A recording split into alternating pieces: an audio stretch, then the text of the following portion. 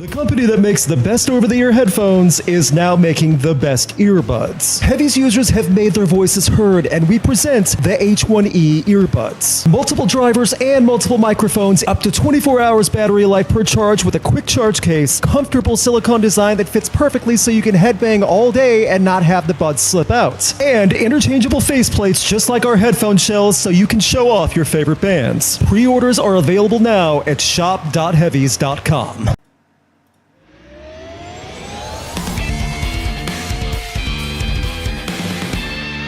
Welcome back to the podcast that rocks, weekly podcast that talks about news in the world of rock, metal, alternative, and everything in between. My name is Luke. My name is Alex.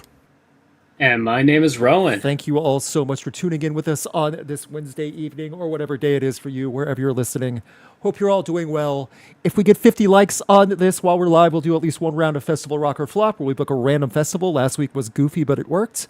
I'm trying to be a little bit official when starting the intro of this because it's an R.I.P. episode of the podcast. Because God said, you guys are having too much fun down there. Here, take that. Ooh. Does that sound right?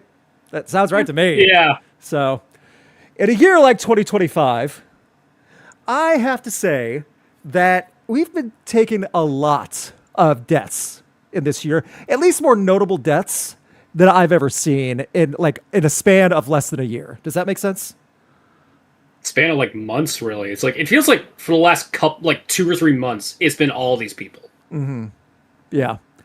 Well, let's just go into it right now. Again, thank you everyone in the chat for tuning in so much. We're going to go into the others type of news and the more normal stuff that we usually cover, our weekly shenanigans as well. But we need to do a little bit of justice to start our normally ridiculous podcast and talk about some more of the streaming stuff as I pull up Discord and start sharing my screen with my friends, because we lost 2 big names for big bands in the world of rock, and it would be awful if we did not cover this really quickly, or like right away, I should say, not really quickly. The first one is truly rock royalty, Ace Frehley, 74, after a fall in the studio. He was surrounded by loved ones in the hospital and things like that. They knew it was going to happen. He passed away. The statement came from the band and his family. We are completely devastated and heartbroken. In his last moments, we were fortunate enough to have been able to surround him with loving, caring, peaceful words, thoughts, prayers, and intentions as he left this earth. We cherish all of his finest memories, his laughter, and celebrate his strengths and kindness that he bestowed upon others. Have either of you met Ace at any time or seen him live, anything? Mm-hmm. You have? Any thoughts? Yeah. Any thoughts on Ace from you? He was a cool guy. When I started my journey into becoming a musician, I think everybody is like, oh, Kiss, what is that band? When you're young and you're like, oh, I want to pick up an instrument. Kiss is always a band that gets a little bit of your attention right away when you're young because of obviously the look. And I started lead guitar when I first got into playing guitar and playing music. So I always kind of thought Ace was awesome, but I quickly moved over to bass, so he was always like that first really big guitar player I knew about. Right. As a very small kid, so. And he's really cool in person. I should say. Yeah, that's a great way to say it. A good description of that as well. Rowan, have you ever seen Ace live or met him? Unfortunately haven't, but I did tell both of you guys this. I learned about this after his passing. Turns out, my dad's best friend growing up, his dad was the chief of police, and one day, or one night really, back in the 80s, he arrested a drunk Ace Frehley. And that sounds right. We texted just to make sure that it was Ace. Yeah, 80s Ace, yes, that is right. Yeah. Yeah, but what was cool though is that even though he was getting pulled over for being drunk, Ace was super chill about the whole thing. He didn't put up a fight. There was no oh, do you know who I am? Nothing like that. He was so calm and still so nice to the cops that they were like, okay, look, we're just gonna bring you to the station. Let's just have you sleep it off. They did. They didn't charge him with anything. They just let him go the next day. And he was apologizing to you throughout the whole thing. I mean, it was such a wholesome story, really. And it's just kind of funny too, because again, how often do you arrest a famous rock star? It's true. No one was hurt in that story, and that's also another rock star arrest story that I like that turned out fine. We get a lot of the opposite of that. So Make sure you can hear this. I would be remiss if I did not at least play one clip. Oh my god, I saw this.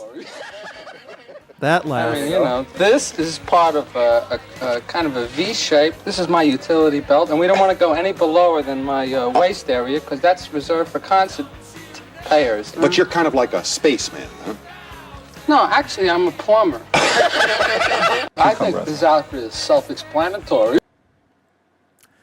You forgot the other part too. This is a short. That interview was a 30-minute interview, and he made sure he got his statements in. I watched like that interview after everything that happened, and not only did Ace steal the show, but I liked it that Gene was clearly upset that he wasn't. He was enraged because the one. he was not getting all the attention and spotlight and making people laugh. And again, I think Ace might have been a little inebriated, possibly a touch. Oh, he was just a smidge. But yeah, it's definitely like if Gene's not getting all the attention, then it has to be serious. It must be something serious. It's business. Now, yeah, go ahead. I was gonna say, did you ever see Kiss Meets Phantom of the Park? I did not see that one. No. So my mom had that on VHS when I was a little kid, and I found it and I popped it in, and I watched it over and over and over and over, and that laugh, super infectious. Right when you played that, I was like, oh, yep, flashback.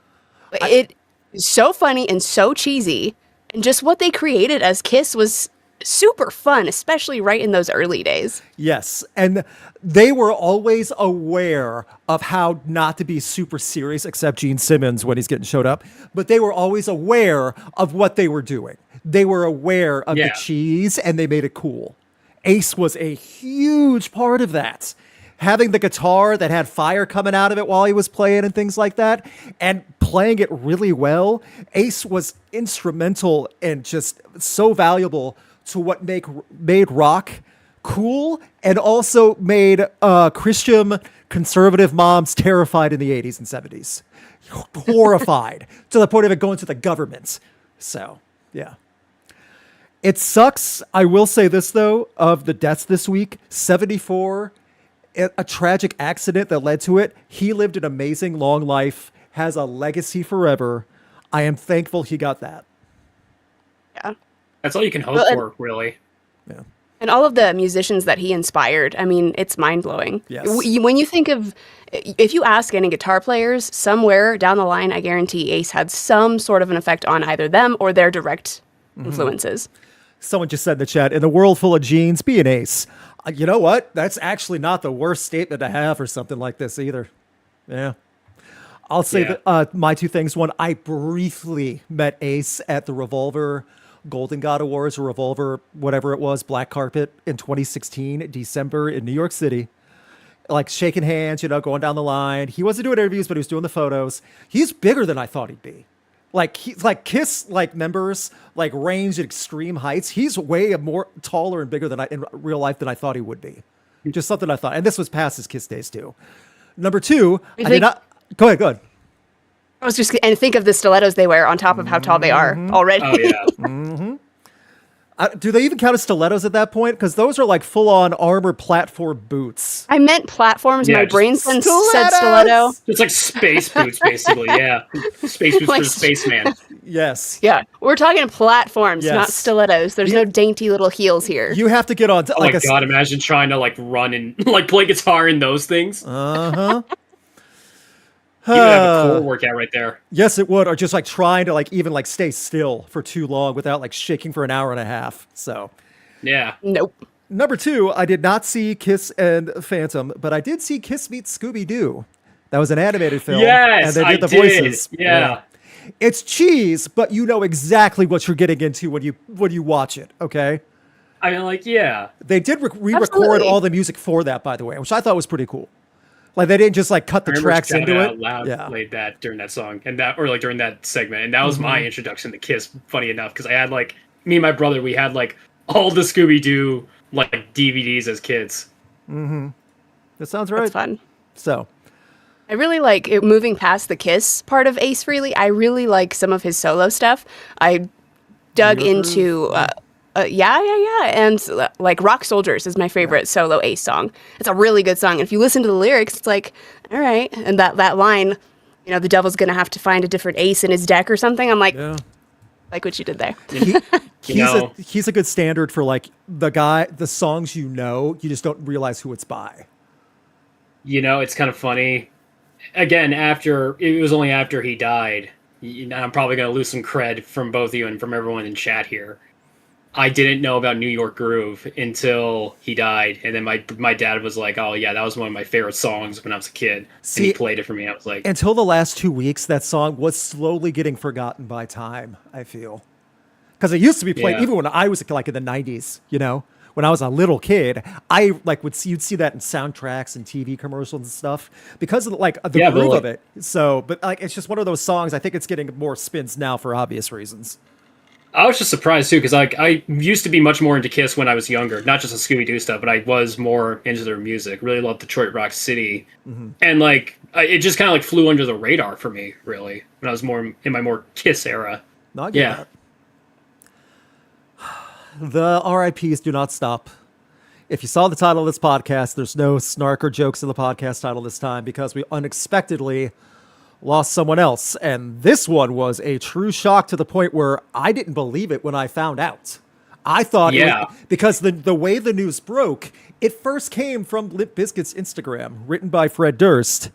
And then it was like a good hour before other sites finally started actually confirming it for real. Sam Rivers, founding member and bassist of Limp Bizkit, died in his home at 48. He has had a myriad of health problems over the last 10 years. A lot. He needed a liver transplant. He got that. He's had a lot of issues with substance abuse over these, but he's been sober for a very long time, and this doesn't appear to have any, or the cause of death doesn't appear to have anything related to that from years past. He also had bouts of issues with cancer. So at 48, he lived through a lot of physical ailments over time that I was not aware of, to the true depth of everything. And now we know that he's gone. At 48, that is way too young. And it also, everyone knows my opinions on Limp Bizkit music. It was never about the bass. It was never about the musicians behind Fred Durst. That bassist is an underrated bassist because you know how good the grooves are on everything. And it really does hurt that this is it. And when you see all these photos, how young they all are, including Sam Rivers in 99 and 2000. Sam was one of the younger members of the band. Mm-hmm. I think he was born in 77. Yeah, 48. So yeah. Yep. And if you think of them getting big in the late 90s, early 2000s, he was really young. Yep. Yeah. And he was my age when Rollin' came out. Yeah. And he was getting all that MTV love behind Fred Durst. He was, and I mean this is the biggest compliment I can give. He was one of the sane, normal ones of the band. Do you know how rare that is for Limp Bizkit? And I mean that seriously because Limp Bizkit thrived on the insanity, the chaos.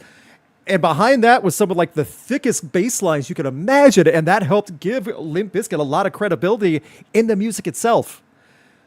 There was a lot of those bass lines, but also he brought a lot of melody to his bass lines too, which personally as a bass player, I love it when bass players kind of bring that extra sort of personality to the song. Really, Sam Rivers, in my opinion, was the best a bassist could be. He not only he not only supported the song, but he also brought his own thing that didn't overshadow anything else. But it just elevated it. He was just an amazing bass player. He went beyond, above and beyond.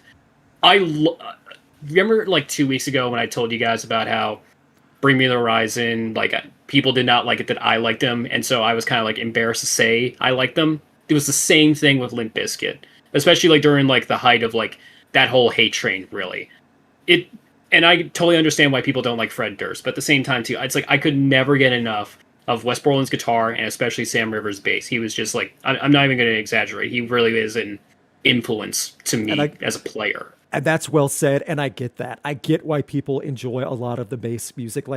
Before 2000, before Chocolate Starfish, I understood a lot more of Limp Bizkit's love for the music behind the shenanigans. But even that being said, I never once heard a bad word about Sam Rivers. Because there isn't really any. Yeah. Alex, and it was cool because he was more versatile than we actually knew. I had no idea he played guitar on Results May Vary after Wes Borland stepped away. I was going to say he I filled in had for no a lot idea. of filled in for a lot of tracks, and I knew some of that. And even though I did not like that album at all, again, it was not on him. That was not Sam Rivers' issue because of that. And I feel I am really happy, and I mean this, that he got to do the tours with Metallica overseas and all these other things and fill those stadiums again and just kind of go over the past hits and see like his fans from 20 years ago still show up and know his music. He died way too young, but I'm glad that he got to see a resurgence of that a little bit. Yeah. I re-listened to All Significant Other after I heard the news. And again, it's just like that whole album really is just filled with so many like great instrumentals. I really do not think the whole album gets enough love. Like chat, I know we all know Nookie, we all know Break Stuff, but give songs like Trust, 1999, Just Like This, give those all a try. Those are all incredible. Seriously. Mm-hmm. I'll say this too, and Rowan, I asked you to talk about this a little if you remember. What are the plans going forward? Because they got a tour coming up real soon. They did, yeah. They haven't really announced it, and they haven't announced a replacement yet. But they were aware that this was going to happen, so they were planning accordingly. Even according to the police report of Sam's death, apparently it was like a thing where I forget the exact term. It was like but cardiac it was like something arrest where it's like and non-responsive. Something cardiac like arrest. That, yeah. Cardiac arrest, but there was like something too where it's like an attended funeral, something like that. But it's like a thing where the person is aware that they are dying, and it's kind of like any moment now. So, hope I'm going to assume that they have a contingency in place. But again, the guy was incredible, and no one can really replace him. Mm-hmm. And I hope the best for that tour. That's brutal. Again, as someone who's not a huge Limp Bizkit fan by any stretch, that's the last thing anyone wants to see, especially for someone at 48. So when we say this week has been a bit rough, that's kind of putting it lightly. Honestly, everything we've said already, 2025 has been so weird. Just one after the other. It's like boom, boom, boom. What's going on? 2025? Why? Yeah. And like unexpected accidental deaths too. Like you think about like Mastodon. That was only a couple months ago, and no one saw that coming. You think of Ozzy at the end of the road, but it was still such a monumental thing when that happened. So 2 more months of this year, and then we're done. So everyone, just if you feel even slightly sick, just stay home. Make it to 2026 and start over. If you're in the music metal world, rock world, just do it for us, please. Well, that being said, please leave your comments and thoughts in the comment on this video below. We do want to hear it, whether it's Ace or Sam, whichever one. Leave your good moments, leave the funny interviews, leave the wild scenes, the wild performances. Kiss and Limp Bizkit have plenty of them on YouTube. Lots of live performances through the decades of fun stuff. It is worth going down that rabbit hole to see. So there is, in my opinion, nothing more fun looking than a Limp Bizkit mosh pit. Yes. Like you hear Break Stuff play. It's just like the whole crowd is jumping. It's like, I never got the opportunity to see Limp Bizkit live, but my God, I would have loved to have been like on the Significant Other tour or the Chocolate Starfish tour and just going wild. That would have been so amazing. Alex, have you For some reason, my brain, I have not. Yeah. Unless they were randomly at a festival. Yeah. That I have not actively ever watched Limp Bizkit. But I think it would be awesome. I always think back to Woodstock 99 and all of those videos I've seen and all of the crazy mayhem. And then I'm just like, wonder what like a mosh pit of full-on Jenkos would actually look like in the wild. Well, Woodstock, fun. Woodstock, they were all practically naked by that point. Limp Bizkit got on, so those mosh pits didn't matter. But I get what you're saying. So, back, think 2001-ish. 2000, let's go 2000. Right at that peak Limp Bizkit era when the Jinkos and that attitude was fine. Hair gel everywhere and the spikes, the collar necklaces, oversized black T-shirts. Yeah, all that in the mosh pit. People are tripping over each other. Yeah, and then Sam Rivers just playing a bass line, looking down, it's like, dorks. No, it would be so funny. There's people just jumping around and my brain goes, oh, look at the Jenkos. They're like Well, they parachute jumped off. around too. Oh, he did, absolutely. Oh yeah, chat. Here's another great bass line for you from Sam Rivers. The Truth. It's off The Truth, but it's a great bass line. It's the opening of the song. It's awesome. Yeah. Yeah, someone else said in the chat, please, Grim Reaper, take a break. Or if you're not going to take a break, maybe aim your focus somewhere else for a little while. Just a bit. I mean, like, I can think of a lot of people who can, like, who are probably already 1 foot in the door, No, I get what you're saying. We're not wishing death on anyone. We're just asking maybe the focus take a little less focus on the heavy music community, just for a little bit. I feel we paid our dues. Yeah, I feel like we paid enough dues this year. Well, Yep. That's something. We do have other news to talk about again, though. Leave comments. Talk about Ace. Talk about Sam. Talk about whatever you want on the YouTube page. We do want to hear stories, too.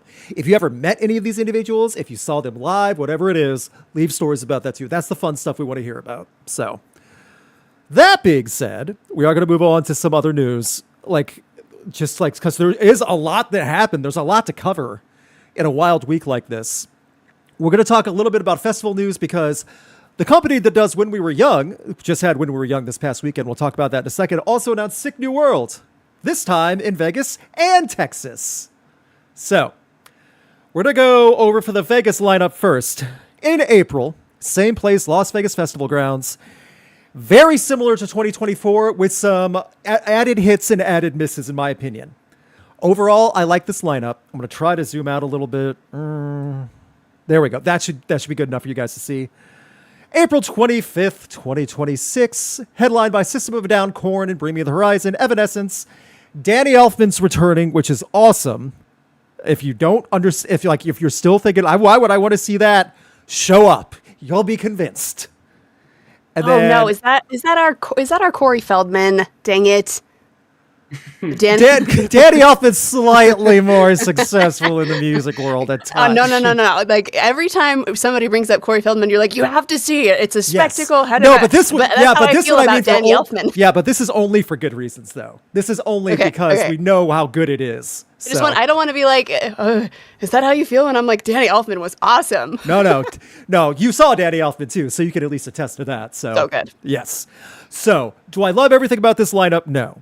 But however, before I open the floor to both of you, the other festival lined up for Sick New World will be Sick New World Texas, right outside of Dallas and Fort Worth.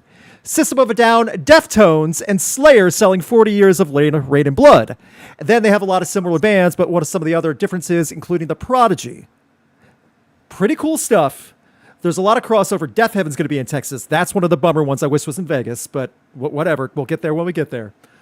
So, do I love everything about the lineups? No. I made it very clear this is not an Alex Rowan stance. This is a me stance. I don't love they're putting Marilyn Manson on main stage in 2026 in Vegas with, how do I put this? Creepy edgelord fan base is going to be creepy edgelord in Vegas around a lot of people. I don't love that. And when you go to the Las Vegas Festival Grounds, it gets crowded real quick, as I'm going to show you in a moment. And if there's creepy Manson fans who all it takes is one, maybe just one creepy Manson fan, boy, there's going to be a lot of people in for a world of hurt. That's just me. Don't take that at Alex or Rowan. That's my stance. Send your hate mail to me and say Alex and Rowan, they're nice. So, website has all the other official information as it comes out. I've never been to Texas outside of the airport. That does not count. However, I know a lot of people are saying they would go to this for the Texas one. Oh, I would so go to the Texas one. Mm-hmm. So we're to go up to this though. Alex and I were both at Sick New World in Vegas 2024. Quite enjoyed it. So, Alex, I'll give you the floor first for the Vegas one. Thoughts on the Vegas lineup? I'm kind of in the minority here. Okay. I prefer the Vegas lineup over the Texas lineup. Okay. I Really? love Korn. Yes, I know. I'm definitely in the minority. I love Korn. I love Bring Me the Horizon. I love Evanescence. Danny Elfman was so fun. I would be super stoked to see that again. Yes.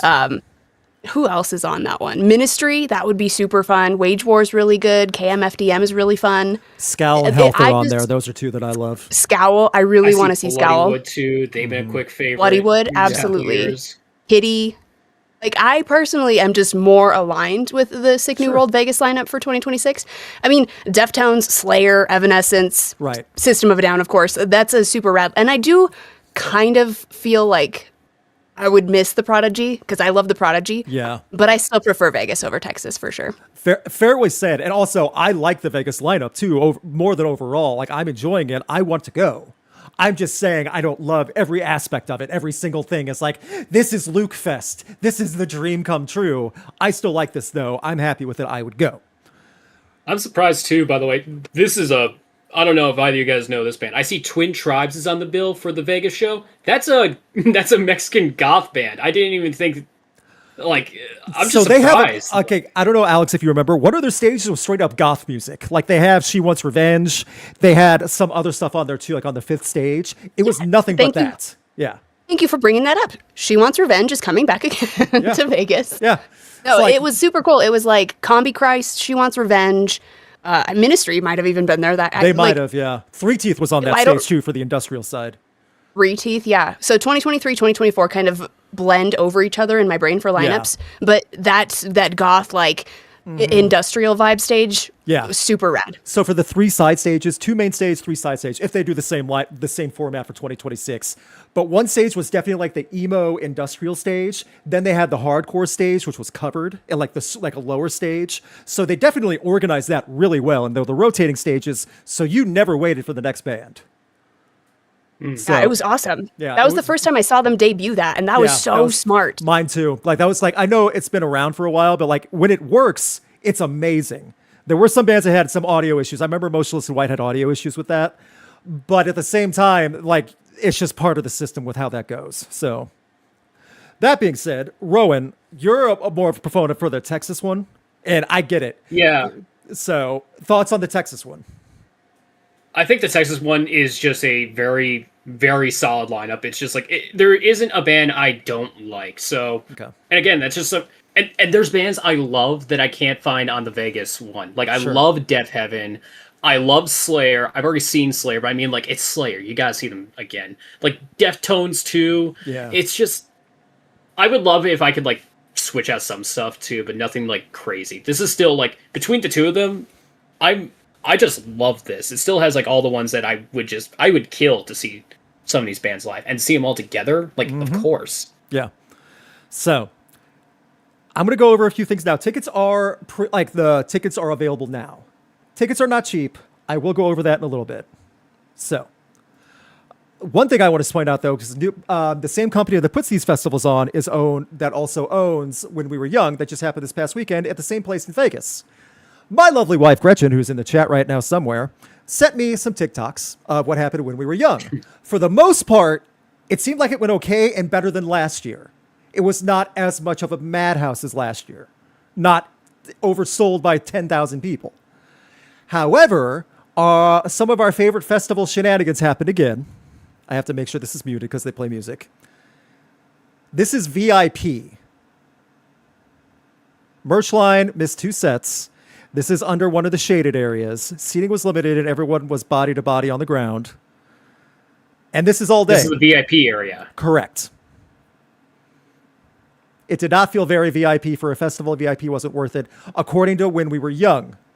Disappointing experience for the money we paid. Pros, close bathrooms and close bar. Thoughts from others in VIP. So I like that this was presented this way, because a lot of the performances went well, from what I understand. There was no real delays or anything. The weather was not brutally hot. However, they do the same thing at many other festivals. Riot Fest has this issue sometimes, even though it's not as hot. Other festivals as well. Shade right here should not be a luxury. No, no, no, no, no.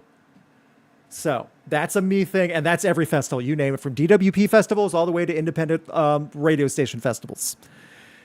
So When We Were Young happened, people seemingly thought it went well. It's going to be at the same grounds in April. I hope they figure things out for Shade, which is, they don't have to do the fans. Just go, it's like literally go to Home Depot, get these rafters, build them, and just set up more shade for GA. That's it. That's not that bad. They can afford this. So tickets will be not cheap. $300 for general admission for 1 day. GA. VIP is going to $600 to $800 plus for one person 1 day. VIP, you get a lot closer. You do get perks with it. But Vegas is expensive, and from what it looks like, Texas is going to be the same because it's going to be at like a speedway in Dallas, like an actual, I don't know if it's a NASCAR speedway, like, but an actual racing speedway in Texas. So keep that in mind. Festivals will not get cheaper ever again. No, thanks, greedy CEOs. Appreciate it. That is correct. That is absolutely correct. Because when you look at half this lineup, like look from Knocked Loose down, even bands like Cypress Hill and Mastodon, they're not demanding bajillions of dollars a performance, okay? So they're definitely, the company putting these on is definitely raking in a lot of profit off every ticket. A lot. So, Yeah. any other thoughts on the lineups before we move on? I like them. That's it. Yeah. Lineups are I fine. really like them. Yeah, I like the lineups too. Overall, I do like them.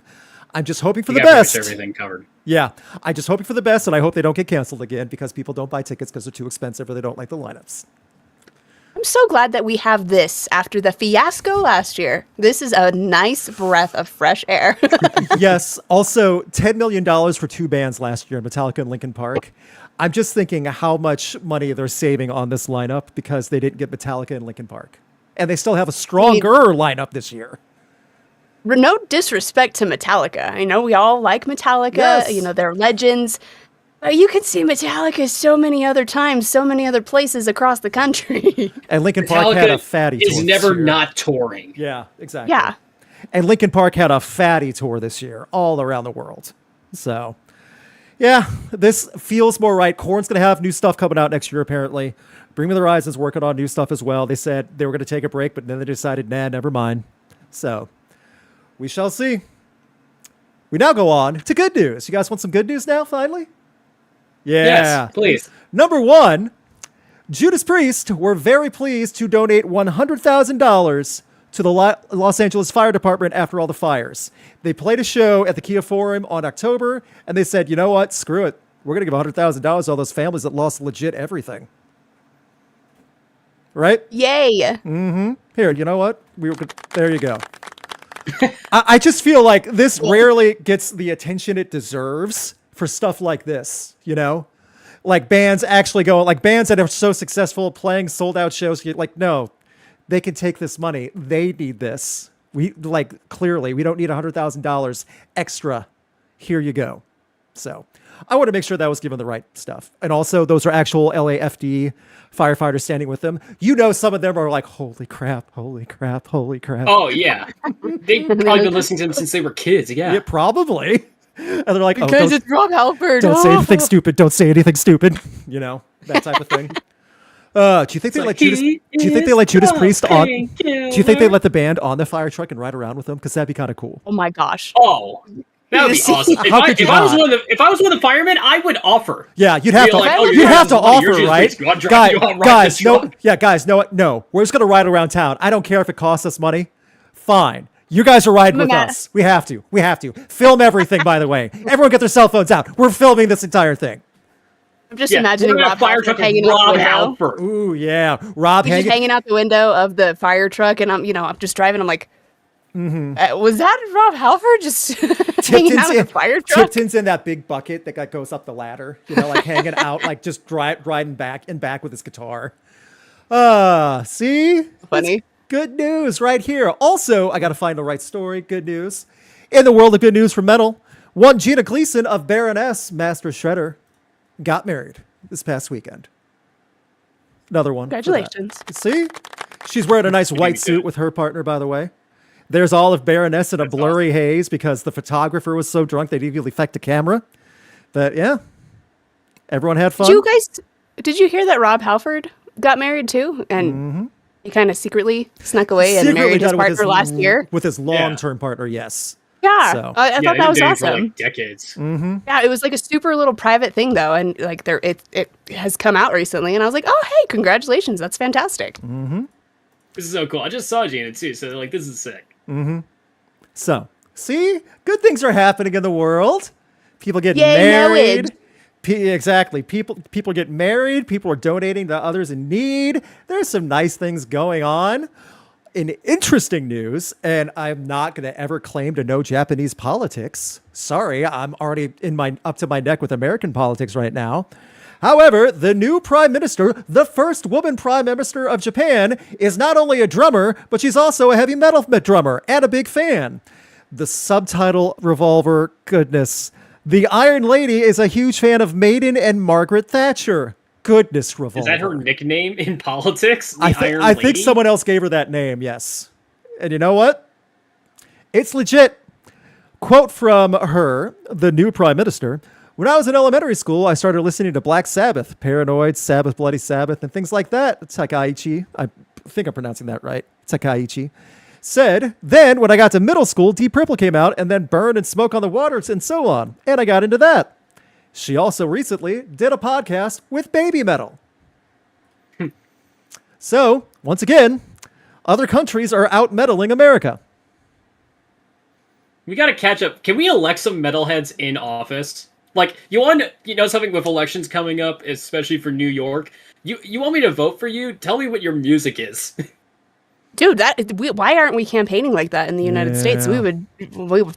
Why aren't politicians being more open? It's like, oh yeah, I love Maiden or I love Priest. That would be sick. Great, terrible idea I just had. So you know how so many boomers are upset when musicians get political? Well, fine, boomers. Now our politicians are gonna get musical. That's right. We're switching it around to make it more obnoxious. And like they just have to list out on there, not their bullet points for like what they're like resolving to do, but their top 5 bands, and that's it. That could get kind of messy, though. They'd be like, I'm voting for Clint Black, not this Metallica. I would love to think that, like, if it did become a thing where you had to ask, like, a politician for their music taste, their PR team is probably going to try and, like, think of, like, the best. Oh, yeah. Like, they're gonna get a Gen Z. Answer. Gonna get a Gen Z, like, media person is like, okay, go on Spotify, look up the popular bands. Be like, okay, look here, future potential congressman, you love Sabrina Carpenter. That's it. Okay, that's it. Yeah. Or something like oh Eilish. yeah, I listened to the Rolling Stones when I was a kid, and that's it. If there's a governor debate and like the moderator goes, okay, sir, name 3 Metallica songs post Black Album. It's just stuff like Would that. be more interested. Yeah, see, people would actually pay attention to those governor politics. races. Yeah. Yeah. So. If a governor came up on a debate and it's like, oh yeah, I listened to deathcore. I just saw Lorna Shore. I just saw I Declare War. I went crazy in the pit. I'm a crowd killer. I'm like, oh yeah, you're cool. You got my vote, buddy. Yeah, I'm into the heavy stuff too. Sir, what's the last concert you went to? Yellow Card? Oh, well, okay. Moving on quickly. So, anyone in the comments would like to educate us about Japanese politics? Feel free. Again, I'm not going to claim to know them. Sorry. However, metal leadership, that's something. It's something. Also, nice picture of her standing in front of the pull-down classroom map and just her giving the horns. That's a politician photo. Even just doing that would be a step up. Let's try that at least for a start. Ugh. Can our politicians act like normal human beings again with their own personalities? Some of them don't have that, so you can forget about that. So, yeah. 2 things I want to talk about. One is a good thing, and Alex, I know because you talked about Type O Negative a couple weeks ago. I asked you to take a lead on this a little bit because this is a potentially big deal for what it could be. Yeah, I'm super stoked about the... Okay, so fans of Type O Negative, obviously, since we lost Peter Steele, dreaming of new Type O music that will never come. Super bummer. And everybody's super stoked to hear that we may have a live album coming out featuring a full band. So we've got some posthumous stuff coming out. I got to pull up the interview real quick. Kenny Hickey broke it all down, and he's like, whoa. We have a live Type O Negative album that could be coming out. I mean, it's a long rumored bootleg. I can't remember where they did it. Looks like they did it in Brooklyn. So we've got this live album recorded at the L'Amour Club in Brooklyn.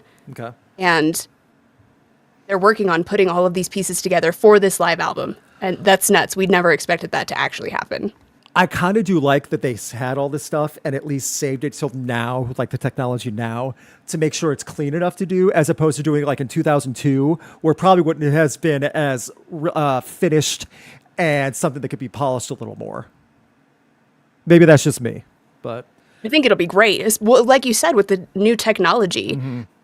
And this is going to be the first official album since Dead Again from 2007. So this is going to be super cool. It's been almost 20 years since we had new music from Type O. And obviously we lost Peter Steele. So if they're working on the mixing and the artwork, then that means the hardest stuff is over to get this album to us. So you know what? That's pretty cool. Oh, yeah. So we shall see. No dates yet or anything like that for all the Type O Negative fans. So again, though, good news. And now we move on. I want both of your thoughts on this. So today is a day that ends in Y, and that means Axel Rose is going to throw something. For those who are not aware, Axel Rose had another hissy fit on stage. And it's not exactly what everyone thinks it is, however. I have to have it muted because, again, the bots will come after this. At a live show in Argentina, goodness, South America finally gets Guns N' Roses again, and this is what happens. He was apparently having issues with his in-ear monitor. Many people thought he was angry at the drummer, which is not true. It was just the drummer was in the way. First of all, come on, old man. Don't throw stuff at the drummer. He's got his own problems dealing with that crap. Number two, the in-ear monitor was not working, apparently, whether it was a clicker or not, don't know. But that was the issue, and he couldn't get it fixed. That's when he started screaming, like you see him right now, stamping around, throwing his jacket off, throwing the microphone, screaming. He runs and kicks the kick drum himself, the front of it. By the way, I know that's part of the kit and stuff. I'm just thinking if anyone touches the drums in a bad way, usually that gives the drummer the right to kind of unalive you in the back alley afterward. Wow, that escalated so quickly. Think about how many drummers would freak out if you tried to mess with their drums. You saw Step Brothers, right? The movie? Yeah, that's fair. That's fair. There you go. So, thoughts on Axl Rose? Still thinking it's 1991. Alex. Well, even... Oh, sorry. Rowan, whatever. Alex, Rowan, I don't care who goes. I was just going to say Alex. Axel pulling an Axel. Wow, shocker. It's the jacket thing. It's the jacket thing. He's like... Rah, rah, rah, rah, rah. Like he's having like another hissy fit. Yeah. But what I was going to say is that, like, even going as far back as the 90s, for that very famous, like, oh, thanks to the lame-ass security, I'm going St. home. Louis. As soon as something doesn't go his way, even if it's the most inconsequential thing, easy to fix, he just stops the whole show. And he just runs off on stage, has a tantrum. And it's like, so many other musicians, even when things get bad, like, they try to keep the show going. They try to keep the audience entertained. Axel feels like he just has like the most spoiled person when it comes to a show. It has to go exactly how he wants it to, or else it's not happening. And I don't understand why we keep supporting it. He doesn't have the voice to warrant the support anymore. I'm sorry to say it. His voice is gone. It's not the 80s anymore. Like, in my opinion, Guns N' Roses just aren't where they are and like where they were at anymore. I don't know why we still see him as such a big ticket item. They have not really proven the worth yet. At least he didn't start a riot. That's true, especially in Argentina with soccer riots. That's very true. If I have to say at least a riot didn't happen, that's not necessarily good. I know Alex will feel this one too. Go ahead, Alex, you go first, then I'll say mine. How many Guns N' Roses riots did we have? I mean, I could think of two really big ones off the top of my head. The St. Louis and Montreal. Yeah. Montreal was Metallica, yeah. Yep. That's like I always love it because I graduated high school in that St. Louis venue. Like, because they have the big high schools do graduation there. So that's the one they had the riot at with Guns N' Roses. That was the first week of its opening. That venue at that time was brand spanking new, and it got destroyed that way. So yeah, that's St. Louis legend. So, bit of a controversial take. I see Guns N' Roses the same way I see Motley Crue. I feel like they were good at one point. I can appreciate all the influence they had, all the music they made, but at the same time too, they just...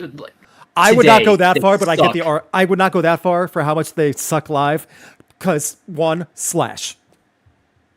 Yeah, Slash is like Yeah. Slash and Duff are like Yeah. the They are still are the exceptions. Yeah. Also, Alex, you might feel this because you've seen Slash live. I think Road, might have seen him also. Does anyone else feel I've seen Bumblefoot live. Yeah. Has anyone else feel bad for Slash just a little with when all this happens? Like a little bit? I mean, kind of. I'm with Rowan on that one, like Duff and Slash, both. Last time I saw Guns N' Roses was at Power Trip, and it was awesome. Yeah. Okay. There you go. So Not the Axel part, the Duff. no, I got that. Slash Yeah. part was awesome. See, that's the thing though. Like the last time I saw Motley Crue was laughable. Last time I saw Guns N' Roses, it was what was expected. So maybe that's why my mind sees it a little differently. However, Rowan's view of that, I can't argue. Like, I get it. Axel's not doing well. And then when he acts like this, someone said in the chat, "Go to bed, Grandpa." I think that's where he was going. Like, he might have just said, "Screw it." Yeah. I don't get it. Yeah, no, it's Don't just like- throw a fit. Like this dude, what I heard was his inner monitors weren't working and all he could hear was the drums. He couldn't hear anything but the percussion. So of course he's going to be like, I'm going to go kick the drum kit. Like that's not how you react as a grown adult. We've all... But he's been doing this for decades, and Yes. he never learns, and he just acts super entitled. But we still don't really ever seem to punish him for it, so he doesn't really have any incentive to try and change his behavior. Can I just say He also... still gets like big money from these people who still think he's how he was in the they do. 80s, how the The band Guns was N' still in the Roses 80s. diehards will never take this as a sign that something's wrong. But can I say this also? Just watching the clip again on screen, that drummer just kept going. He's like, "Ugh, whatever. Yeah, all right, keep going. That's how you do it. He is a pro. That drummer said, "Yeah, that's right. This isn't the first time." No, props to that drummer. I hope he got well compensated for having to put up with this crap. I hope he at least got an remember- apology for something. Ugh. Yeah, I remember. I forget exactly what the show was, but like Axel was like literally 2 hours late to a show. Oh, for ours, and he then was when 45. when Yeah. they finally came up on.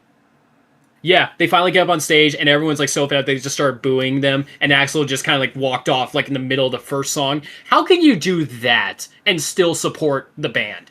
If you're 2 hours late for a show, That's part of the lore. It's like, oh, Axel showed up 3 hours late to this one. I think they were a couple hours late to Power Trip. That's also part of the lore. It's what's Axel going to cry about? What's he going to scream about? How late is he going to be? Is he even going to show up? Yep. He yeah, does but it you're on going to purpose. charge hundreds of dollars, and what? I'm supposed to just go in there expecting a crash out and an early end? Yeah, and it's also like something like Power Trip when I saw them at Louder Than Life and stuff like that. Those were not comfortable arena shows where you're inside an AC. You are standing outside in the middle of a nasty field with the grossest people sweating around you, not knowing when he's going to show up. That sucks. Yeah. Also- and you're spending hundreds of dollars to be here. What what are you getting out of this? You're getting a subpar vocalist who 63. might lead the stage. For everyone listening on the podcast feed, I have his age. He is 63 years old, and he's still doing that. That's not that old. That's not how you act. 63 years old, still having the high school hissy fits, like a bad high school Battle of the Bands performance. You know, that type of thing. Leave it. You guys are awful. You blew it. Just stamp off. Moving on. Yucky. Yeah. Well, he's heard yucky probably a lot also in his gross career. Moving on, though, because we do have some other cool things to talk about. Number one, Puscifer is back in the news because they made their big announcement. New album and new tour in 2026. New song. Maynard James Keenan is back. He's working with his other bands as well because they said A Perfect Circle is in the slow writing process. But yeah, new Puscifer song. New Tool. Yeah, same with Tool. New Puscifer song, pretty good. I really like it. Self-evident. It's way better than the Puscifer Primus collab they did, which was weird for the sake of being weird. This is a real song. This is good. I like it. So I do recommend that. New album comes out next year. Lots of fun. I forget the name of the album because my brain is shot at this point. The new song is Self-Evident. Normal isn't. Thank you. Normal Isn't is the name of the new album. So, cool stuff for that. Also, before we get to that, I want to go through our song of the week. It's my turn. And it also goes into the news that we got new Bad Omens music again today. Not the official album announcement, but you know what? New song, pretty solid. I think it's worthy of Song of the Week. Dying to Love. I'd love to play some of it for you, but YouTube will have a fit. So, Bad Omens, Dying to Love came out today. It's really good. Like, it's well done. So, I'm hoping we get a new album announcement soon because they've been playing the singles teases for a while now. And they are riling up all the girls on TikTok, and they're making them want more and more Bad Omens, and it's not fair. Bad Omens is absolutely TikTok gold, by the way. If you want to start your TikTok channel, just play some Bad Omens clips, you're set. Daddy core. Oh, yeah, that was a big thing last year. Hashtag baddiecore. Yeah, them. So it's them, Motionless in White. Who else is on the baddiecore train? I know there's a third. Deftones. Deftones is I on think- there, yeah, because like they fit into that vibe. Yeah. Yeah. Sleep Token. Yeah, it fits under the vibe, yes. I think some Yeah, Spirit the Box whole songs too. Daddy core. Yeah. Was it sex metal? Something like that. Yes, sex metal, yeah. Honestly, you know what? That's not a bad festival we're building. That's going to sell. Deftones, Sleep Token, Motionless in White, Bad Omens, Spirit Box. You know that'd sell. I They knew charge like that. 150 a ticket. That's fair, right? Oh, 150. All day festival. And it's sell out. Absolutely sell out for something like that, too. Yeah. Pay extra $5, we'll give you shade. I'm just kidding. Only $250. Anyway. Pay for shade. We have like the $10 Dasani water bottles, which is just like filth. Oh, is this Dasani? I wanted Voss. Thank you. Like the airport water. The super nice fancy ones. Yeah. So we now go back to last week and we'll get to the super chats. Thank you. If you still have super chats, keep them coming. We get our like goal.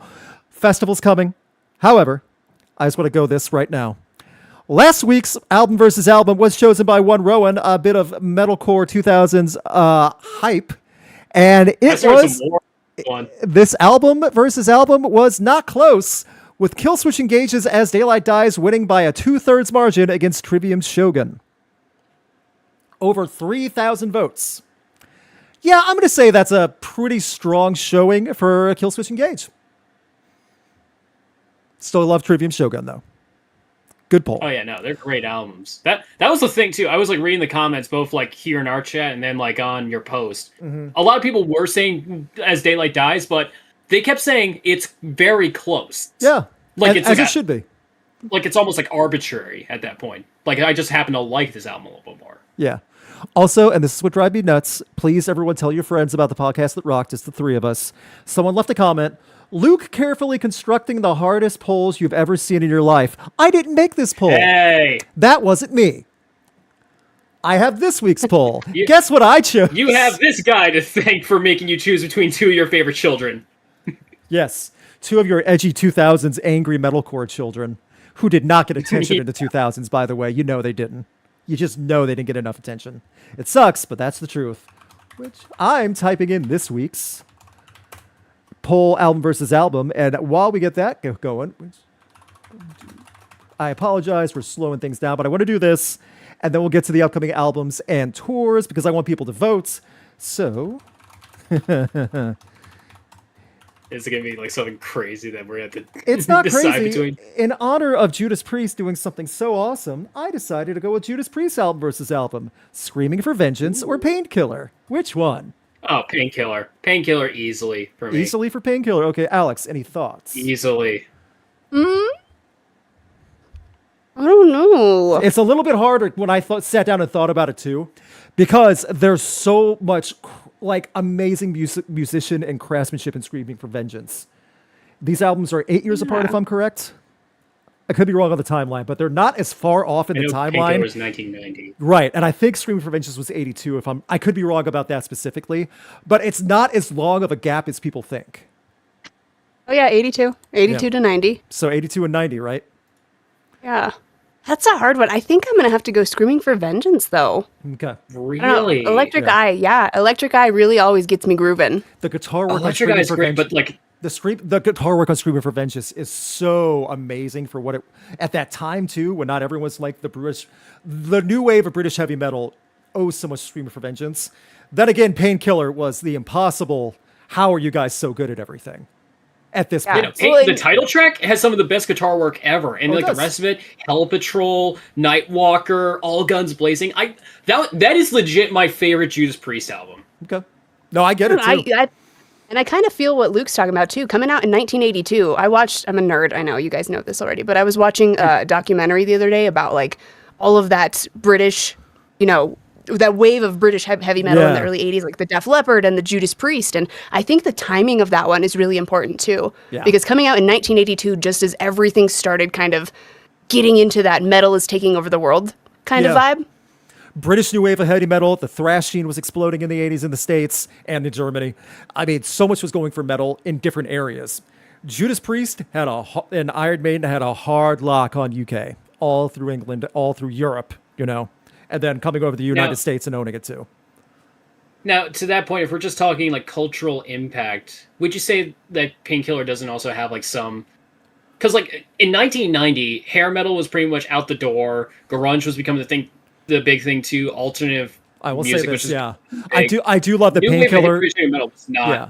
I will say this. I do before. love the Painkiller and Judas Priest. They said, no, we're not chasing any trends on something like this. We're doing whatever we want. They did that on Turbo maybe, but not this. Yeah. So it's a hard pull. And that's why I chose it. Also, like if Judas Priest does something cool like that, that's like, let's do something for the classic rock, the new wave, Let's do something like this. I'm curious to see what people vote. That poll is on the YouTube page as well. So if you're listening on the podcast feed, I'll leave a link to that.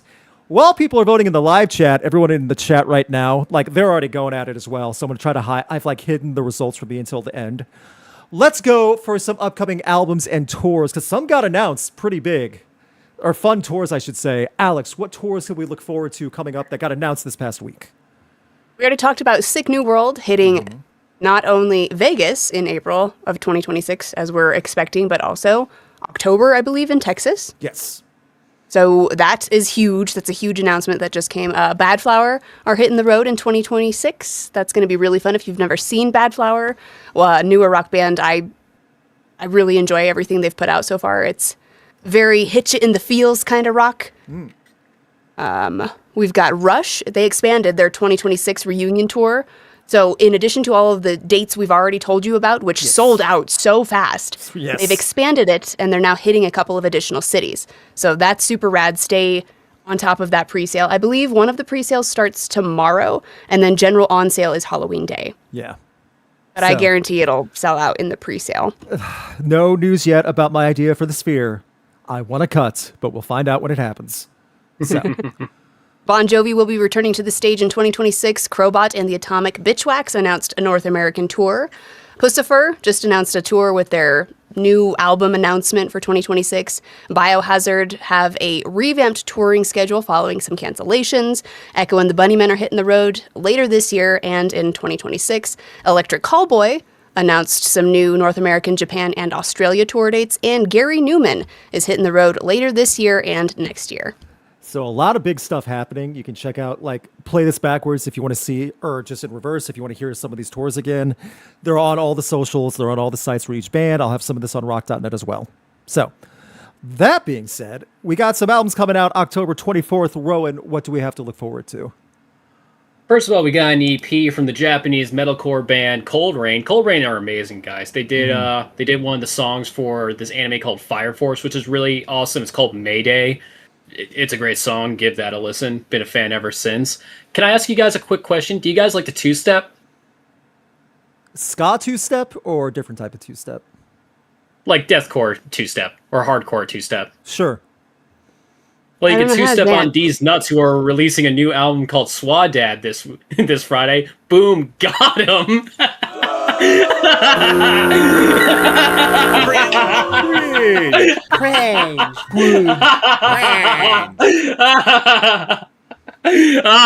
Chat, fill the chat with got-ems. I did. I got him. Yeah.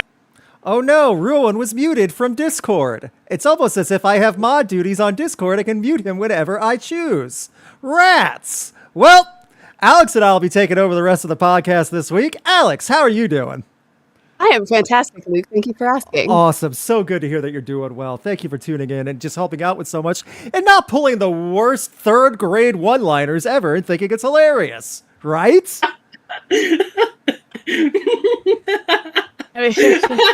Yeah. Also, if any of Rowan's family is there, he needs an oxygen tank in his room right now. He's apparently really losing steam. So I'm fine. Okay, yeah. Goodness. We got these nuts. Yes, that's their actual name. that is their name, yes. We got Dayseeker coming out, Creature in the Black Night. I've been liking the single so Gretchen. far. Hey, Shock. Yeah, what's up, buddy? Yeah, Dayseeker are coming out too. I'm excited about that. Me and my friends like the singles well enough. I'm really excited about the Acacia Strain, who are coming out with You Are Safe from God here. When I was pulling this list together and I saw that name, that was such a throwback to me. When I was first getting into deathcore, like that was one of the first bands I got into. I you know what we're talking about, like favorite songs and favorite albums. I re-listened to Wormwood because like that's how like nostalgic I was like feeling. If you guys want a good laugh, listen to Tactical Nuke. It's like the closing track off that album, and it's hilarious. I'm not gonna tell you why. You just gotta listen and trust me. Mammoth, you know, Wolfgang Van Halen's band. He's coming out with The End. Really excited about that. Wolfgang, I mean, like he's an amazing musician. I think does he still do like all the instruments himself, or is it just guitar? On record, like recordings, he does a lot of them himself. I don't know if he does them all still, but he does a lot. Yeah, but he's solid. Yeah, he is. I really enjoy him. Yeah. Serge Tankian is coming out with covers, collaborations, and collages. You know, just really awesome when Serge kind of releases new stuff. I always enjoy whatever he brings out. He always brings a lot of fun to whatever project he gets on. Mm-hmm. And then finally, Soulfly is coming out with Chama, if I'm pronouncing that right. Soulfly is the new metal band by the Cavalera brothers from Sepultura. So, again, really solid stuff, really great stuff. It's just I'm really looking forward to this week, and that's all I could say. Very nice. We now go to Super Chats while people are voting. From Ellie Eats, really big loss. Ace Frehley was many things, rock icon, great musician, comedic relief, and of course, the spaceman. But most of all, he was our favorite plumber. Look, it's rock and roll. Well said, Ellie Eats. He is our favorite plumber. From HC Jason, both amazing musicians gone, not even within a week. Man, this has been a crappy year for metal. Yes, it really has. It's been an odd year for metal, just across the board. So, and finally from Neurotic Place. Sorry, I had to lean over just to make sure I had the name right. After months of listening to your VODs, I am usually asleep when you are alive. The life of Graveyard Shift. I will take this one time I get to watch live to show support. Excited for the pun of the week. Well, Alex, you not only have someone excited to listen live, they're staying up late. So pressure's on when we get to that point. But we have, for everyone listening, Alex went into a trance at that moment, getting into the zone. Rowan has finally calmed down and caught his breath after his one-liner. So. It was a good one. Chat agrees with me. 2 people in chat did agree with you. Yes, 2 people. Several people in chat agree with me, not just 2. Yes, several is 2. Yes, that's correct. So No. We now go chat, to Festival Rock or Flop. You like the joke. Alex and Rowan, are you ready to book some festivals? Hell yeah, bro. All right. Every week when we get a like goal or get super chats to a certain point, we play Festival Rock or Flop, where we book 4 random festivals in the middle of nowhere and hope for the best. We just hope for the best. They're random. I updated the folder a little bit, shuffled things around. I don't know what we're going to get, but this is so that way everyone knows I'm not cheating. It's as random as it gets. The first one will be our festival. We'll name it after we get the bands. Here we go. Or do we want to call it Baddiecore Fest? Just because we were talking about that. Yeah. Well, let's call it Baddiecore Fest, and let's hope we and either it's get just the it's the most trashiest bands. Worst. Oh goodness, yeah. Like we get Five Finger Death Punch or something. All right, you TikTok baddies. This festival is for you. Band number 1, Knuckle Puck. You could do worse, ladies. You could do worse. Some pop You're not punk showing for this you. thing, by the way. Oh, I'm not. I apologize. I'm not? Nah, it's at the Bad Omens video. Is it not shown? Oh, I get what's going on. Okay, let me show you. I apologize. Change stream. I need to share the screen with you, not just that window. I apologize. Can you see it now? Yep. Alex? Okay, sorry about that. I had it on the wrong thing. Knuckle Puck, band number 2 for Baddiecore Fest. Static X. Ladies, you are in for a treat. Number 3, Jelly Roll. Okay, I don't know if Jelly Roll really fits baddiecore, but They like a dad bod. not anymore. He's lost like 200 pounds. He Yeah, looks. now he's at dad bod. Yeah, he's in shape, dad bod. There you go. And number 4, Yeah. Dorothy. Okay, Jelly Roll and Dorothy, I can actually see working together a little bit on the same stage. Okay, Knuckle Puck and Static X throw a wrench into baddiecore. I don't know if baddiecore is going to sell the tickets we're hoping. We're not going to I get the feel- crowd we want or we're going for here. Yeah, I feel like we're old men being like, oh yeah, that's baddiecore, right? That's what they're called, that one. Ooh, yeah, and it's the No, creepy that's old not guys what that that have is like at all. hashtag baddiecore on it, like a white T-shirt written on there with permanent marker. Yeah. Yeah, That's what that means, right? yeah, Jelly Roll and Static X and that Dorothy. Ugh. Honestly, Static X feels like it could kind of fit that vibe most of this lineup. Some of the songs maybe could pull it. Some of it. Yeah, some of like the super groovy ones. Yeah. Knuckle Puck, maybe. Maybe. And this isn't really for me. Sorry. So. I'm having a hard time only because of my strong, deep love for Static X and Dorothy. Yeah. Yeah, Static X is like the only driver for me. I do love Static X and Jelly Roll on the same stage. That crowd's going to be mad confused. So. I mean, somebody completely voiced my sentiments here. I could wait to see Dorothy and Static X somewhere else. That's very true. That would more than likely happen. So I think I'm seeing more no's and passes. I'll pass. Oh God, no. Oh, it's not that bad. So yeah. We're gonna move on. Not to that one. Ellie Yeats. Yeet Fest is up. Save us, Yeet Fest. Band number 1. Megadeth. I mean, it's already more in vain for the festivals we usually book. Number 2, Periphery. Okay, so this is a guitar lovers festival. Also, by the way, Spencer of Periphery just got married a couple weeks ago. Congrats to him. Yeah. Number 3, Nothing More. And number 4, Slipknot. Oh, yeah. Yeah. This Yeet Fest is making money. Slipknot, Megadeth, Nothing More, Periphery. Yeah, it's making money. This is definitely a guitar. This is definitely a guitar-heavy It fest. is. My guitarist is in chat, by the way. Yo, Shock, you in this one? I am. This is most likely going to be a sausage fest of a crowd, but you know what? It's going to sell. This is like radio station support. They're going to be Yes. out there on site giving you free radio station swag the whole time. Yes, exactly. And it'll be one of those alternative stations, though, that never play Slipknot or Megadeth, but they say they're metal. It's one of those. There are some stations that actually do There play. are. Absolutely. There's a But couple. you totally know what I'm getting for. We're 93X in Denver, Colorado, playing the heavy stuff. Here we go with of Monsters and Men, followed by 21 Pilots. What? And it's like that super deep radio guy voice. The heaviest stuff Yes. you've ever heard. Like- Here's Weezer. Yeah, and he's angry about the whole thing. Yeah. That's like the thing. We have like some sort of like jinx or curse going on where the second we give an adjective to the festival, it's like the exact opposite direction that we are going for. Okay, Yeet Fest is great, but how can we pass up Baddiecore Fest for a name? I'm sorry, that was too good to pass up. No, Baddiecore was awesome. It's just like the lineup spoiled the name. It's not even a funny bad list. If it was like the most like, if it was Maybe. like the most I like Yeet Fest, though. non-Baddiecore bands. This is holy cow, what This- a no, show. yeah, Yeet Fest Yes, is awesome. going, yes. I get what you're saying, too. Can you put a price on Peace? There's a station in Florida that plays Metal 1. Yeah, there's one station. This Oh gets wait. a clap, What if though. we called it? Can you put a price on Yeats?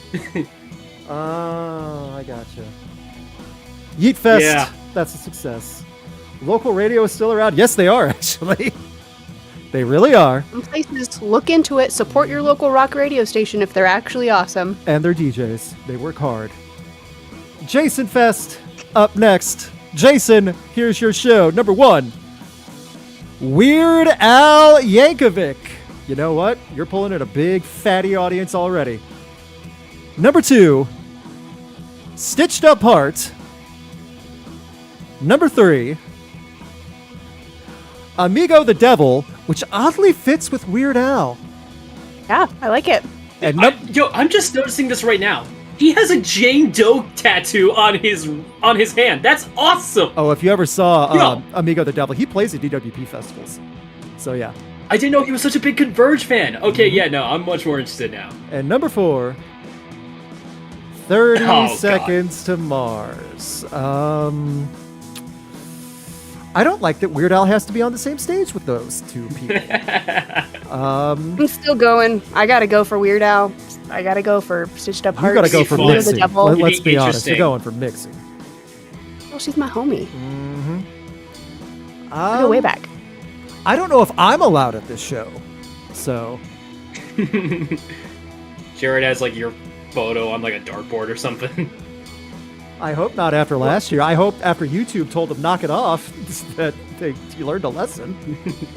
Protect What's Al that? at all costs. Let's Mrs. Doubtfire you and just hang out with Weird Oh, Al the yeah. whole time. We'll be fine. Weird Al would probably be up for it too. It's like, no. Weird Al would help you, missed out by her. He'd be like, hello! Yes, with the whipped cream on the face, yeah. Oh my god. Oh, see, this is what sucks though. So many people say no, and because of 30 seconds, I can't argue that. But it sucks that Weird Al is on a no. Yeah, I'm going. I'll take one for the team. I see some yeses for Weird Al. Oh, people leave after Weird Al, by the way. That's just gonna happen. So. Yeah, no, it's like, look, I'm pretty sure just in terms of names, like, 30 Seconds to Mars is probably going to be the last one performing, right? If I could just leave beforehand. Yes. Also, hey, more people will come to this show than saw Tron Ares in theaters. Hey-oh, the movie bombed. Oh, It flopped hard, like Disney lost over $100 million. So, yeah. Oops. big, When will they learn? big oops, yeah. From what I heard from, like, fans, it was like a Tron movie in, like, name only. There was nothing really Tron about it. Thank God 9 Inch Nails was there to get something out of it. Woof. It feels like more people cared more about Nine Inch Nails than That's- Tron. They did something, so. And finally, Neurotic Fest. Boy, that's a name with neurotic plays. Neurotic Fest, you're up. Number 1, Incubus. Number 2, Three Teeth. Okay. Number 3, no Jelly Roll. You already had you once. Number 3, Memphis Mayfire. And number 4, Cliff Diver, who we met at Riot Fest. And we I'm going. Sign me up. And it's a fun show. I would go to this. This is a good, smaller local radio station fest, like in a venue, you know? Does that make sense? Like, it's not like an outdoor. This is like one of the holiday shows. They book at a venue and just get a bunch of bands together. I would go to this. Three T's awesome. I would go. Cliff Diver's a blast live. They're a lot of fun. 30, Flirty, and Thriving is one of their songs, and that's really fun. Memphis Mayfire is going to get a lot of attention anyway. They're going to bring a lot of the metalcore fans in. So I would go to this. Also, they would take a moment to sing the Duck song just for Alex and have a full 5 minutes just dedicated to that. Oh yeah, they're gonna see, they're gonna see you in the audience, and they're gonna be like, we want to dedicate this next song to a good friend of ours. It would bring me on stage and make me sing it with them or something. They would make her horrible. stand up center stage and just wait while everyone sings the song around her. They And have waddle a little- away, waddle, waddle. They have a little cardboard lemonade stand that you have Ooh, and to she's the one at the sit stand. Yeah, and they have Yeah. and they have a person in a Then duck you waddle costume walk away. up Waddle, to act it waddle. out. Because see, you guys, if this ever happens, I'm gonna be so mad. That's fine. You can't be madder than you were when you met them, and he brought it up on his own. You can't possibly like, be madder. You kidding? If I had, it's you two's fault.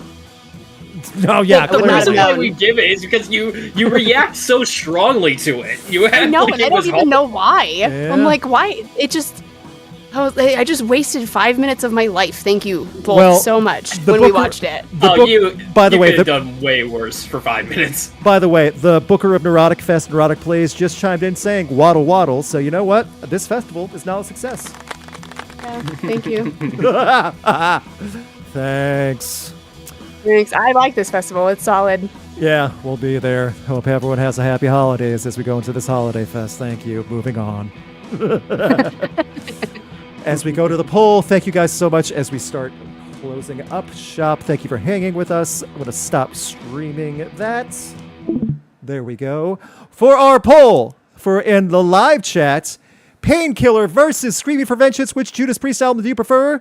Painkiller wins at 60%, according to my vote. That's fair. 60-40, I think that's more than fair. Not a landslide, but still significant, pretty fair. The actual poll that's going to I hope gets thousands of votes will be on the YouTube feed. Thank you so much for hanging out with us. This was not the most fun week considering the names we lost, but I appreciate you all hanging out with us and just talking and listening and things like that. Alex, do you have anything you would like to add besides you don't want to talk about the Duck song ever again? No, I'm fine. Thank you. Absolutely. Rowan, how about you? Fun fact, for anyone in our chat who's been so awesome to go to my channel and watch my content. I know I haven't really been posting anything for a while now, but I am doing something like right after this call with my buddies and we're going to record, and I think you guys will enjoy it. I know we're going to have fun with it, so, be on the lookout for that. Upcoming Rowan content along with Alex content that she does online. Also follow everyone's socials as well. Instagram, TikTok, things like that. Thank you so much. I'm working on my next video. I've already started writing it. I have it listed out. It's a fun video. I've been talking about TV performances. I'm going to bite the bullet and do my best to get through YouTube bots. 10 amazing rock performances on SNL. The reason I got to say that is because Universal and NBC are viciously protective of anything Saturday Night Live on YouTube. So some of these clips are from Reddit, from TikTok that people have uploaded. I'm going to do my best to chop it up and show what I'm talking about, but it's worth seeing because some of these performances are amazing. That being said, that'll come up later. Finally, Alex, you have one person hoping for the pun of the week is good. What do you have for us to close out October 22nd? All right. Scientists got bored sitting around waiting for the Earth to orbit the sun. So they called it a day. Yes.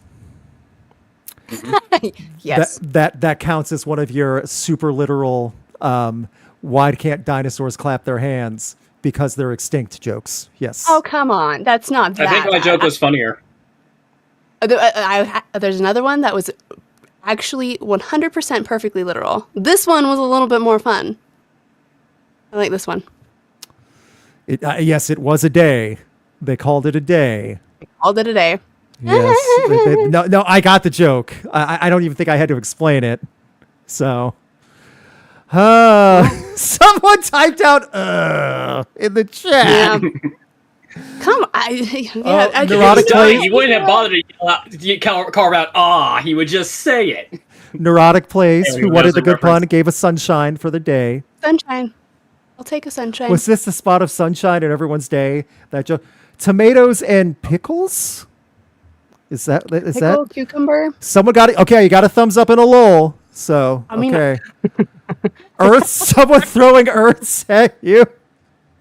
The world is mine. Yeah, apparently we got Goku in our chat who can throw planets. Someone actually said we laugh, so they're watching with a friend or a partner, and they said they both laughed. So you know what? Thank you so much. Someone is crying continuously in the chat. I don't know what that's about. That doesn't feel like an awesome response, but I'll take it. Like openly weeping at the joke. Oh, man. I'm sorry this moved you to tears. That wasn't my intention. I just like to see that stand up. Like there's one person in the front row and like crying their eyes out horrifically at Alex's joke. What is that cake? I was going to say donuts or cakes. Yeah. Oh, someone put a bullhorn in there, said there's no foghorn emoji, but close enough. I gotcha. That makes sense. That makes sense. I'll take it. I was going to say a bullhorn. Don't amplify her voice. Please. It's open to interpretation. Foghorn, bullhorn, whatever. Thank you so much, everyone, for tuning in and sticking with us. We will be back next week for the podcast that rocked. We'll have another bad joke and hopefully a lot more positive news. In the meantime, check your friends at the lemonade stand and don't waddle away on them. Waddle, waddle. Dun, dun, dun, And he waddled away, waddle, waddle, waddle. For those who are I don't even listening, know why. Why does it bother me? for those listening, Alex You is tell us! a little bit distraught. So, I don't know. Have a good week, everyone. Just a waste of my time. I'm never going to get that time back. Like the duck when he didn't get the Okay. lemonade. Was Oh, that I nailed it! Ooh.